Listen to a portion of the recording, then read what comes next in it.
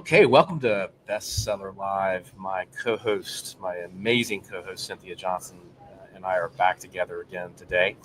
And look, it's been a great couple of weeks, great interviews, and today is no different. We've got one of my friends and mentors, Mark Thompson, who's the author of CEO Ready, which is actually Mark is coming out in November. We have it coming out next Tuesday. Yes, absolutely. Ah, amazing, amazing. Mark is a global expert in CEO succession and high stakes leadership transitions. He's one of the best coaches in the world, and he has coached more than 100 C suite leaders into enterprise roles and is the founding chairman and CEO of the Chief Executive Alliance and the CEO Leadership Plan Review, a former chief executive of the CEO Academy in partnership with Wharton and McKinsey. Mark is also that was a leader at Charles Schwab, and he's a New York Times bestselling author and co-author of the upcoming book we just talked about, CEO Ready. Mark, welcome to the show. Thank you so much for allowing me to have the conversation with you, and thank you for leading these incredible conversations all over the years, Rhett. Well, I'm just trying to be like you, man. You were the inspiration. See, we're all trying to be like you. I was with the bios. I mean, what a career you've had. He's an amazing guy. He's an amazing guy for sure. Well, I'm so happy to be here. So happy to be able to kind of continue to fuel the conversation about how we can all be the best we can be. Yeah. Well, first, is that the book behind you? It is. Yep. Yeah. Great. See, it stands out. Awesome. I have to ask, with this incredible career, what prompted you to write the book now? Well, the interesting thing about it is that Harvard Business Review approached me. I'm kind of one of those guys who, when asked about a resume or a book proposal, I don't understand either, because I've been blessed with having people approach me on the dais or when I'm at a conference. Usually it's at NASDAQ, where I spend a lot of time here in New York. And it was Scott Baronato, the editor-in-chief at Harvard Business Review, came up and he said, we've done a lot of books about business. Yeah, I said, I've heard of you guys. And yeah, I'd love to do something with you someday. He says, well, that's why I'm approaching you right now, because I'm a little embarrassed. We don't have something on the shelf that really illuminates succession, how to really approach this whole idea of getting ready for the biggest job of your life, and maybe doing that intentionally with a plan. There could be a program here. Does it have to be like every week's crisis? We read the headlines and it would seem that we're dropping like flies when it comes to CEOs. So he said this would be as good a time, and maybe yesterday even better, to start to address this issue, because we've seen a real acceleration in the shortening of the tenures of CEOs. So, Mark, you talk a lot about, you argue that most executives are preparing for the wrong job. What does the book reveal about the real work of a CEO? Well, it's interesting. Our great mentor and kind of the father of the profession, Marshall Goldsmith, wrote his most extraordinary book. I think the greatest classic really is What Got You Here Won't Get You There. And what was shocking to my co-author and I, my business partner, Byron, who runs the board practice at NASDAQ, they boast as a regulator as well as a stock exchange, the world's biggest multi-trillion-dollar stock exchange. And so he's in the boardroom all the time. And, we had this epiphany. The main job of the board is to hire and fire the CEO, and maybe to hire one of us as coaches so they don't have to go straight from hire to fire. And so what's really missing, that what got you here won't get you there, maybe seems to be a bigger leap than most boards and most individuals realize. You look at this guy or gal who's running the company as having this incredible mandate, power, authority, gravitas. And when you realize, when you actually get the job, that you don't have a mandate, you have to embrace a huge group of stakeholders. You used to have, in a sense, the luxury of one boss and many others that you had dotted lines with. But once you become the CEO, now you have to be the wizard who can manage all of these incredible stakeholders. You have to do it at scale. One moment you're talking to the media and you're on a live television broadcast, and the next moment you're at a bar mitzvah or a wedding or a funeral. And for each, you have to be able to find what success is going to look like before you arrive. And nobody cares what you were just doing. They care about the fact that they have an agenda for the boss and he or she is here.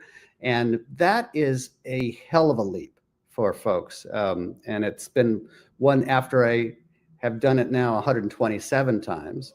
Marshall in the forward of the book says I've even done it more than he, but nobody could attest more, frankly, to the fact that we just have to develop new skills in every job we have, whether it's CEO or at every level of higher responsibility we take. We have to not continue to underestimate what we got to learn and who we need to work with in order to make it happen. 127. One, Yeah. I love how specific that was. I've been told to actually track and keep count now, right? Yeah, like, I mean, you could, that's good. Otherwise, it's like, I've done a lot, but well, Yeah. I guess it should feel like a lot. I mean, 127 does feel like a lot because no one ever knows, and you do, and it's significant. I love that. The other thing is you're being called in at different times for different reasons, and Right. what is there a pattern that you see? Like, are you called in? It's not usually the most ideal thing. I mean, coaches like Rhett and I are usually, they're knocking on the door, hopefully as a part of a programmatic approach to leadership development. Hopefully they're helping that individual that they've asked us to support have better impact, a better life, a better level of collaboration with others. And yet, most often there's also some triggering event. Something may not be going down the way it should. I'd say that perhaps the most significant that I'm seeing that's creating this amazing acceleration right now, and I yesterday just was asked to submit a column in Fortune on this and in Dow Jones because it's having such financial impact as well, which is the activists are knocking on the door. These are people whose mission in life is to make a profit based on attacking companies, usually their board of directors, often taking out board members and evaluating each of them individually. It's not just a bunch of golf buddies anymore, or it won't be by the time the activists are finished. So it used to be, even just 5 years ago, if an activist knocked on the window, and you could kind of wave them off because there's like a 1 in 5% chance something would happen, like getting fired as a CEO. Today, it's at least a 20% chance you'll be gone in a year. And if they get on the board, there's a higher chance that you'll be gone within 6 months. And if you are a part of a big, well-known brand, in other words, that's where you kind of have a target painted on your chest. They're really targeting the big guys and the big brands. Chances that you'll be exited within a year will be, closer to 40%. So you've seen this massive turnover among CEOs, and that's leading boards to say, well, it's really lighting a fire under this transition planning. Who do we have in the pipeline? If she's going to become CEO, who has she put in place as the bench and all the way down through the system? Because companies still overwhelmingly would prefer to hire an insider who can hit the ground running. And the paradox is that the curse of the insider is we don't just want more of same. We want you to transform the company while keeping the best of the culture and not changing too much, but changing everything when it comes to facing the customer that may be necessary in order to win or prevent disruption. And the outsider will come in bragging about all the great new things that she or he could do, and yet would take some time to really get up the learning curve and may or may not really be relevant to your company. So we've seen a big variability on who gets announced as an insider or an outsider. I've seen insiders this last earnings quarter get announced and the stock plummeting, and another insider, we've seen it soar. At Nike, it went up because they wanted to get back to basics. They like the insider getting pulled in. At Target, the insider is very steady, but they need a transformation in order to compete with Amazon and Target. So you need to be the kind of right boss for the time, and everybody is in a crossroads. Whether it's AI, whether it's tech, whether it's disruption. So what I love about this book is it's really about sort of dismantling you're talking about building from within. Is this about the perfect resume, or what should be, when looking for this transformational leader that you just talked about, right? It's sort of a combination of everything. How do you find that right person? Because it's not just about legacy or Right. the person that's been there the longest. I mean, this is about finding the right dynamic, right? And so talk about that a little bit. Right, the right person for the moment. We write a whole chapter. It's like you need to be the person that the shareholders are going to value for this precise moment in transition of the company. Everybody's going through a transformation. Everybody's being forced through change right. and disruption. So it ends up being a little bit like casting. I might be colored a little bit because I'm sitting on top of Broadway here and love it. But I'm thinking about chorus line. Who am I anyway? Am I my resume? I don't think so. It's not that simple because you have to, in a sense, run for office and never leave the impression that you are. It needs to be much more nuanced and subtle. And so the way we wrote this book was there's basically 7 judges in the jury, and you need to find a way to make a bridge with each of them, more or less. They have a huge impact on being able to make a difference in whether you get elected, and moreover, all of them can lead to you getting killed as a candidate. What are people looking for? What are the requirements today, like to get to? Yeah, I'd say that one of the ways that I find that I end up stepping in when I'm helping candidates, they've selected a short list of kind of elite candidates. Everybody's missing something on the resume. Let's go back to that.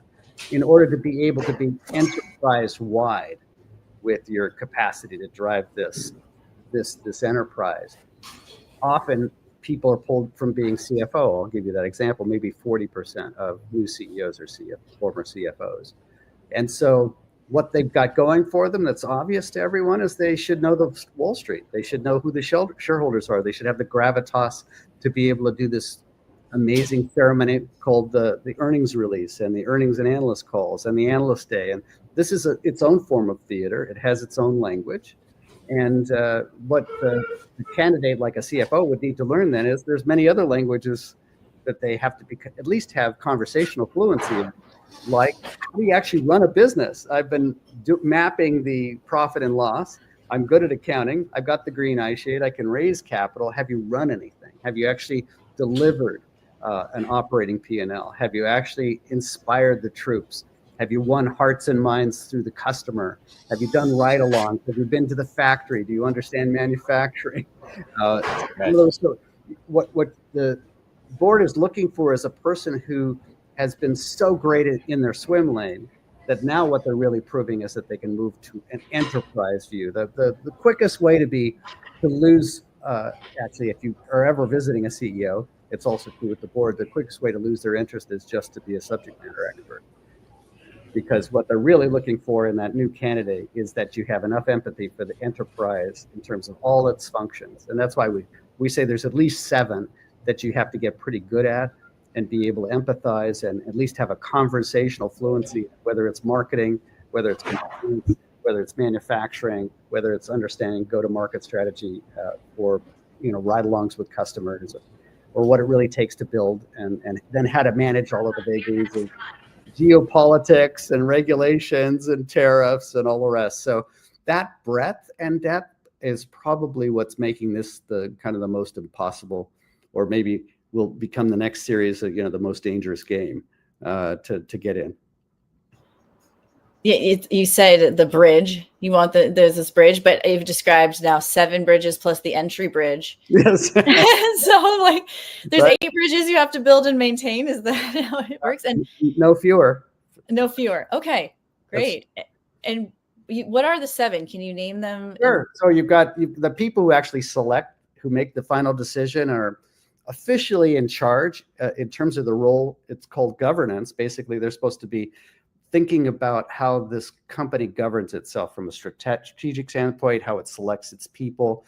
Most boards will have a GovNom, governance and nominating committee to kind of start this process of selecting a CEO.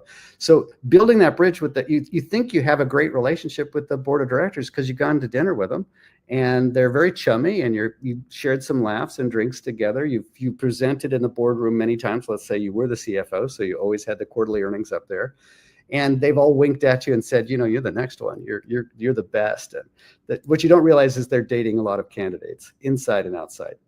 As a fiduciary, they have to be winking at all of the best candidates internally. They're also probably making that same sort of friendly, chummy pitch to the president of an operating division who's been running something, and she rocks at delivering. And what they're trying to get her to be trained for is to learn more about Wall Street. So they're bringing her into the analyst meetings, to the analyst day. She's co-piloting some of the earnings announcements. So in other words, trying to give her the breadth of street knowledge because she knows how to run a business.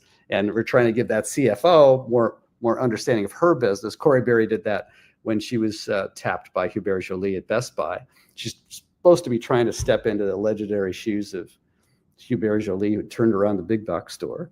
And he taps on her, and she sends him a note saying, well, I appreciate the thought bots, but here's the one page that makes me qualified, and I've got 6 others that are skill sets that I ain't got and don't want to do. And so he said, actually, that's the humility I'm looking for, is to learn all those other stakeholder groups and build those bridges and learn about them. So you go from board of directors, you need to understand the CFO in Wall Street. You need to understand the operations of the business. I'm oversimplifying, but that whole part that has to do with manufacturing and delivering services or product. You need to be in a position where you can win hearts and minds among employees and customers. In other words, the employees that serve those people. You need to be in a position where you understand, as the CFO does, the shareholder side of the business, but also the board of directors as its own entity, because they're the ones who are going to actually ultimately make the decision. And one of the new areas that kind of rounds out the 7 that is so key, that is shocking, I think, for a lot of people right now, and that's the assessors and consultants who are coming in to dismantle and unpack your personality. So you're going to be, I've found, at least among my clients, I don't know about you, Rhett, but I've come across it, and I write about it in the book, at least 23 different types of psych profiles, heuristics, case studies, business analysis. Endless. The Enneagram, the DISC and all the rest. And so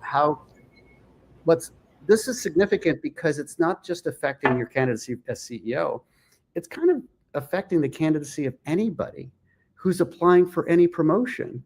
And it allows those assessors and recruiting firms to kind of embed themselves in the HR department, and may intentionally or unintentionally starting to have influence on even your mobility around the other layers of the company. Because you've been assessed, so they know what Mark's doing. And, maybe he shouldn't even be an SVP. Or because you used to associate the recruiting firm with being, I'd like to be on their radar because maybe I'll get a better gig somewhere else. Right. So they end up being this new stakeholder. They aren't necessarily choosing the boss, but boy, sometimes they're leading you with them. They have a lot of influence on it, for sure. Have a huge influence. So that's what you're really looking to do, is to understand who the stakeholder influencers are, and start to be just conversational enough and understanding each of their languages and what their agenda is. Because once you become the boss, the CEO, it's not 7, it's now 700 different dimensions of everybody who's meeting you is hitting on you. Everybody has an agenda. And so that's what we really wanted to cover in the book, is kind of a primer. And then finally, actually I start out the book this way. The most important stakeholder is you. Do you really want to do this? Yeah. Why? It's not for everybody. Benita, when she does her research and collaboration, she has this wonderful phrase, the CEO is not a prize to be won, but a job to be done. And so it ends up getting, kind of both demonized and lifted on a pedestal. That role of the CEO. It's not for everybody. In fact, some of my best candidates are people who said no and really had to go through a thought process to say, so do I want to do board meetings, or do I want to be a chief scientist curing cancer? That's what Arthur Levinson told me. He's now, the famous CEO he was CEO for 14 years, created huge value at Genentech, but he didn't want to come over to that role. He didn't want to get distracted from saving lives. And his partner, and Bob Swanson, who funded the company, died before they even found the first product. So it was a valid question to stop, assess. Is this really, really what you want to do? Is there anything wrong with being the best scientist in the world, the best CFO in the world? I mean, come on. It's not for most people to do this impossible job. So that's legit. Stop, assess, make the question. I've had people who say, you know what? That's not for me, but I am going to create a legacy that won't quit in terms of being the best designer, best ad guy, you name it. And sometimes it's not even in your best interest to do it, right? Because the likelihood of surviving, 2 years, if you really love what you're doing in the company you're in, it's tough. It's such a huge point, Rhett, because I do bring up there is a lot of kind of fears and myths, and one of the biggest is like, do I just want to be the person remembered for taking this incredible brand all the way down? Right? It's like here's an easy job. I want to step in for Steve Jobs. Now you could say a lot of things about whether he was a great manager or a terrible one, but really you're going to follow in Steve's footsteps and then somehow take the value of the company in the markets from 300 billion to 4 trillion. That's what the successor did. But let's follow Bill Gates. Well, that was Steve Ballmer for quite a while, and then Satya, who's not the same guy. They almost overlooked Satya because he was just so chill, so collaborative, and Ballmer was so bombastic. So that goes back to your earlier question too about, am I even going to be the right fit for this culture? Can I really make the difference that I need to meet? And then stepping into the shadow of giants. Damn. What can boards learn from the book? I think the boards are really snapping this up. That's interesting. We were doing our book launch this week at NASDAQ, and I've now been at 3 different conferences that are all focused on boards because the boards are the ones who have the charter of deciding who's going to be selected and who's going to be fired. And when they're seeing their companies under attack, they're seeing so much change and volatility, the stakes of picking that person are higher than ever. And so now they need to think often, when the CEO succession plan works, it's kind of it gets a little bit delegated to the current incumbent CEO. She or he has a hell of a lot of other things to do. And so one of the lessons is there needs to be someone on the board like they did when Bob Iger and Disney got attacked. The proxy fight was able to fend off the activists by not eliminating board members or firing Bob, but they got the memo. A few months later, they brought in a new head of the governance and nominating committee who had a lot of gravitas from Morgan Stanley, and then they set a plan in place and they said, "Hey, look, we're going to decide who the successor is, and she or he's coming in 2026, and it's not you, Bob. So we love you, but we'll miss you." And so making those kinds of choices, boards, perhaps that's more aggressive, maybe that's more assertive, or maybe that's more proactive. Enrique Lores at Hewlett Packard just does an incredible job of institutionalizing a programmatic approach to leadership development. Everybody's getting better at everything. Everybody has a coach. Everybody is on a program to get better at the skills they need to rise to the next job or deselect out of it or move to another one. But this whole idea of a train wreck or getting hit by a car, or worse yet, I think getting hit by an activist, creating these transitions is just, it's uncalled for. I mean, the job of the board is to select this person. There should be a plan. When my partner at NASDAQ, he does a survey every year, asked how many companies have plans, I was shocked. Only half said they'd had one. And of the half that had one, when you asked them for a sample of it, only half of them could send you something. So it's not a lot. Boards can learn a lot, I think, and I was proud of them this week because it was at the National Association of Corporate Directors, which is the organization that thinks about these things. And then at NASDAQ, we were at the Alpha AI conference where boards are trying to figure out how to reconcile what AI means to the company. And then I was with the Risk Management Association that's doing a NASDAQ survey. All of a sudden, yes, cybersecurity is a big deal. Yes, actual personal security for leaders now is frightening. The number of the security details that are showing up, and because you need to be safe, and because if you're a lightning rod as a leader, whether you're a CEO or a government official, it's more dangerous than ever before, is really quite remarkable. And now, so they're thinking, this selection of the CEO ends up being one of the biggest, riskiest decision a board director will ever make. Yeah, it's interesting because every case you described this unique personality, and it's almost like you're saying they're the fit for this moment, especially when you talk about the different stages of a business. Yeah. And how much of your work and how much of the book does it cover, like accessing like your personality in the right way? Like you said, Steve Ballmer, bombastic, right?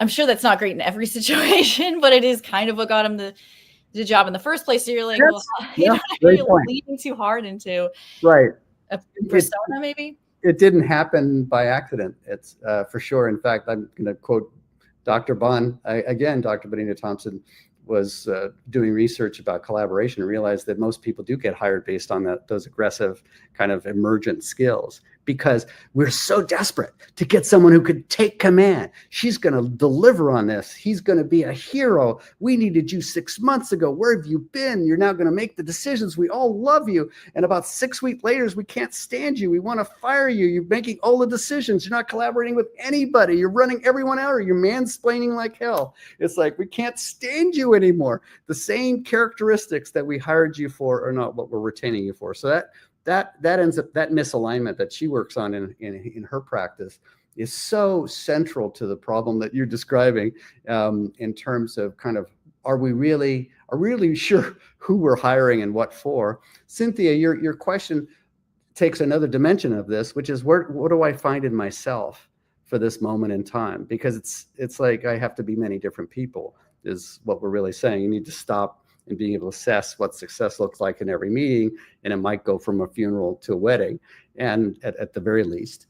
And so that's why I really spend the first couple of chapters trying to talk you out of this whole thing, and say, are you really sure? Because if you're mission driven, and let's go back to Arthur Levinson, he ended up taking a job at Genentech because talking to his advisors, the most important, which the smartest person I've ever met, his wife, convinced him that you actually might create a foundation for growth and actually deliver therapies for cancer that would help women and men improve their lives and save communities and families. And that's what finally sold, you ought to do board meetings, and maybe you need to tolerate the volatility of a day because the mission is so great. And he was great at the mission. And then Steve Jobs came after him and said, would you be one of my board members? Because you seem to be taking such an ego-free approach to your mission.